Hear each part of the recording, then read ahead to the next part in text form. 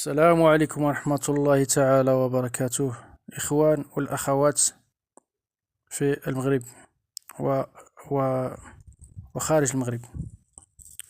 ذوي الاختصاص، اليوم جبت لكم حالة خاصة لشخص مصاب إلى حد ما بالجنون على إثر تعاطيه لأحد المخدرات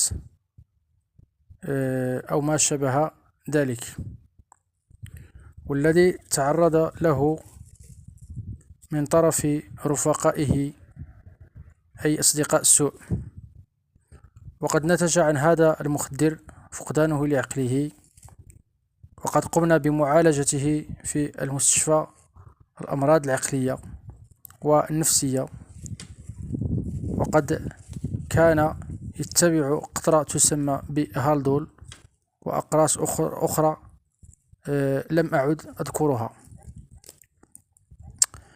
فعند اتباعه لهذا الدواء تتحسن حالته ويكون كثير النوم ولا يغتسل، وفي الأيام الأخيرة قام بترك الدواء، وهنا تفاقم المشكل وأصبح كالمتشرد. لهذا أوجه سؤالي إلى ذوي الاختصاص بأن يقوموا بمساعدتنا في وضعه في مركز الإدمان، ونحن مستعدين على أن نؤدي عنه في الشهر 1000 درهم، وذلك حتى تتحسن حالته. ولكم مني جزيل الشكر وجزاكم الله خيرا. وهنا أذكركم بهذه القولة: من قضى غرض شخص ما قضى الله أغراضه.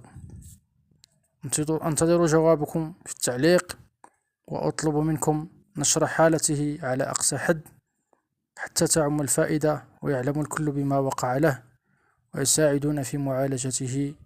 وشكرا لكم.